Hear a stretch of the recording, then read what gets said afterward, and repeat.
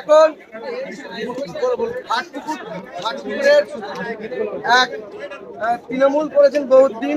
তৃণমূলের যে আদর্শ নীতি ওনার না ভালো লাগায়, আইএসএফ এর আদর্শ নীতিকে মান্যতা দিয়ে এবং ওনার ভালো লাগায় উনি সদিচ্ছায় আজকে তৃণমূল থেকে আইএসএফ এ যোগদান করছে মেঘনাথ বাবুর হাত ধরে।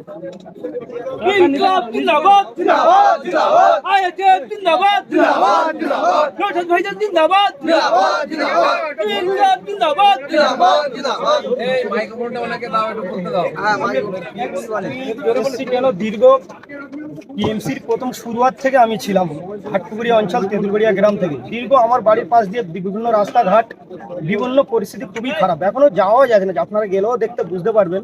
আর কেন এসছি এই কারণে যুব মাদারকে দিয়ে আমাদেরকে দিয়ে খেলিয়েছিল।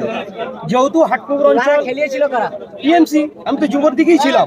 যুব মাদারি নিয়ে বিশাল গন্ডগোল, সবাই জানে। বিশেষ করে আমারও কেসও আছে 10-12টা মাদারেরা যুবদের, আমারও যুব ছিলাম, আমাকে দিয়েছে। এনডিবিএস এ 2 বছর জেলও আমাকে খাটিয়েছে। সব তথ্য কাগজও আমার কাছে আছে, প্রমাণ, কেস টিকিটও আছে, অসুবিধা নেই। এই রনিং পার্টিতে তৃণমূল থেকে স্ক্যানিং এর মতন জায়গাতে আইএসএফ এ জয়েন করছেন, কোনো কি ভয়ের আশঙ্কা আছে? কোনো ভয়ের আশঙ্কা নেই। ভয় তখন করিনি যখন টিএমসির হয়ে যুদ্ধ করেছি 15টা বছর। এখন কিসের ভয়? এখন কোনো ভয় নেই। কোনো কি চাপ দেওয়া হচ্ছে আইএসএফ এর পক্ষ থেকে? না, আইএসএফ এর পক্ষ থেকে চাপ দিয়ে কি জয়েন করা হচ্ছে? আমি স্বেচ্ছায়, আমি একা, আমি নিয়ে আমাদের যা কর্মীরা আছে সবাইকে নিয়ে আমি এখানে এসেছি জয়েন হবো। ক্যানিং এর মতন জায়গা বিধানসভা ভোটে বুলডোজার দিয়ে ঘরবাড়ি ভাঙচুর করা ছিল, সেই ক্যানিং এ এখন আইএসএফ এর ঝান্ডা ধরে লড়াই জারি রাখবে, কি বলবেন? সবই তো একেবারে আস্তে আস্তে সবই ওরকমই তো হয়। বিভিন্ন রাজনীতির দল যেটা শাসকে থাকে, আমরা তো আর সেরকম দল নয়। দলটা পছন্দ নয়, হিংসুলীয় দল, মানুষকে নির্যাতন দেয়, যার জন্য ওখান থেকে সরে এই জায়গায় এসেছি। লড়াই জারি থাকবে, ময়দানে দেখা যাবে কি? আজকে আমরা অবশ্যই আইএসএফ দলে ওনাকে বরণ করে নিলাম। হ্যাঁ, আইএসএফ আইএসএফ আইএসএফ জিন্দাবাদ, জিন্দাবাদ, ইনকলাব জিন্দাবাদ, এই নাসা সিদ্দিকী জিন্দাবাদ, এই আইএসএফ এর চিন্তাধারা দিকে দিকে ছড়িয়ে দাও, এই অন্যায়ের বিরুদ্ধে আইএসএফ লড়ছে। জয়নগর লোকসভা কেন্দ্র একটা সংরক্ষিত আসন, এসসি সংরক্ষিত আসন।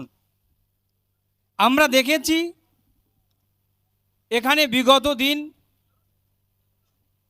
বহু এমপি এখান থেকে গিয়ে পার্লামেন্টে গিয়েছেন, কিন্তু জয়নগর লোকসভার জন্য তারা কি করেছেন তাদের খতিয়ান যদি দেখি আমরা, তাহলে আমরা বুঝতে পারবো যে জয়নগর যে অবহেলিত ছিল আজও আছে।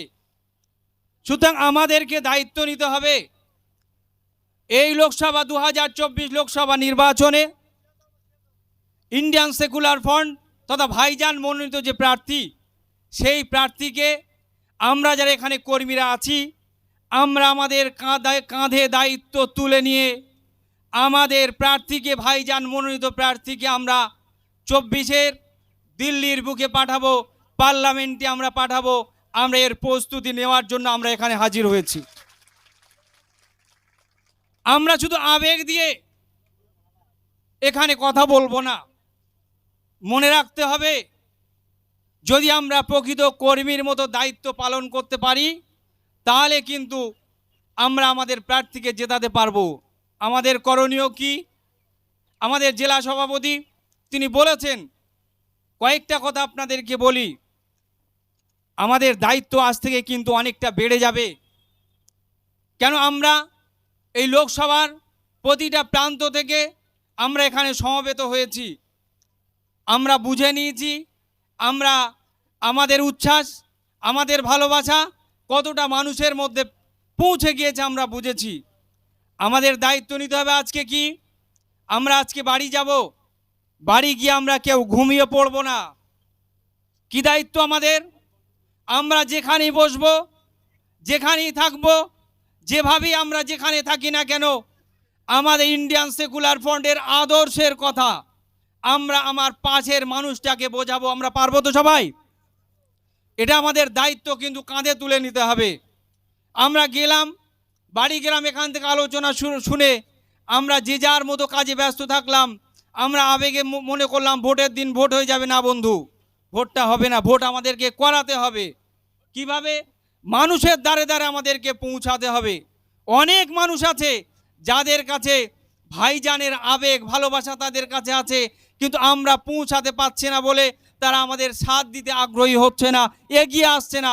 আমরা যদি তাদের কাছে আমাদের আদর্শের কথা, ভাইজানের আদর্শের কথা, ইন্ডিয়ান সেকুলার ফ্রন্টের চিন্তা ভাবনার কথা যদি তাদের কাছে আমরা পৌঁছে দিতে পারি, আমরা আগামী দিন তাদেরকেও আমাদের হাঁটার সাথে তাদের পাটা আমাদের পায়ের সাথে মেলাবে, এ আমরা প্রত্যাশা প্রত্যেকের কাছে রাখতে পারি। তাহলে আমাদের দায়িত্ব আজকে কি?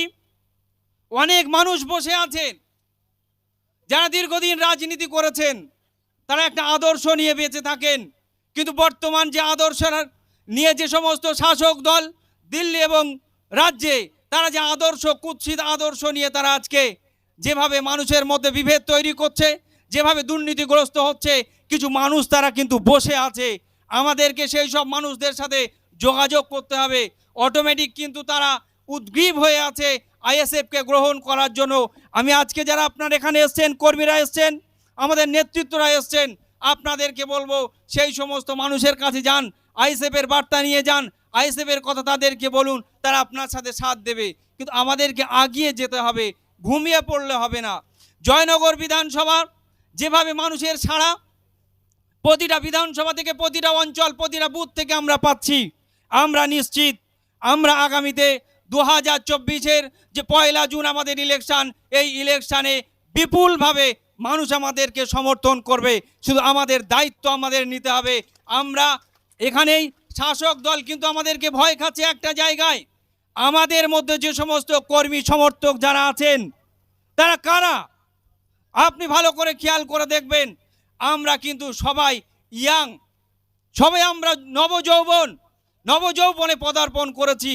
আমাদের মধ্যে আমাদের যারা বয়স্ক আছেন তারা আমাদেরকে গাইড করছেন, তারা আমাদেরকে আশীর্বাদ করছেন, তারা আমাদের সাথে আছেন।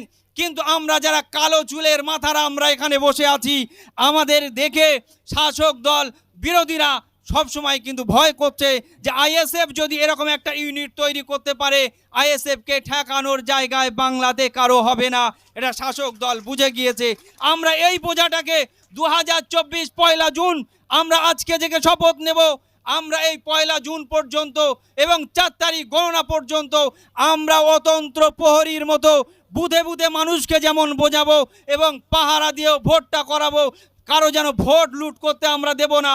এবং গণনা পর্যন্ত আমরা প্রহরীর মতো জেগে থেকে জয়নগর লোকসভা কেন্দ্র থেকে আমরা আমাদের প্রার্থী মেঘনাথ হালদার মহাশয়কে দিল্লিতে আমরা পাঠাবো। সবাই প্রতিজ্ঞাবদ্ধ হচ্ছি তো? আমরা সবাই প্রতিজ্ঞাবদ্ধ হচ্ছি।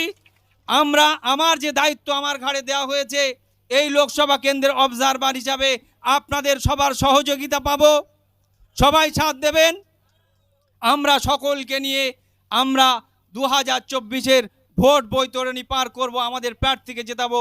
আমরা শপথ নিচ্ছি। সবাই ভালো থাকবেন, সুস্থ থাকবেন। সবাইকে ধন্যবাদ জানিয়ে আমি আমার ক্ষুদ্র বক্তব্য শেষ করছি। ইনকলাব জিন্দাবাদ, ইন্ডিয়ান সেকুলার ফ্রন্ট জিন্দাবাদ, আমাদের প্রাণ প্রিয় চেয়ারম্যান বিধায়ক পিরজাদা নওশাদ সিদ্দিকী জিন্দাবাদ। ধন্যবাদ জয়নগর লোকসভা কেন্দ্রের অবজারভার শাহাবুদ্দিন বাবুকে। এবার আমরা যে অপেক্ষায় বসে আছি দীর্ঘ সময় এবং যার কাছ থেকে আমরা মূল্যবান কিছু কথা শুনব, আমাদের সবার প্রিয় নয়নের মণি ভাইজান কিছু বলবেন।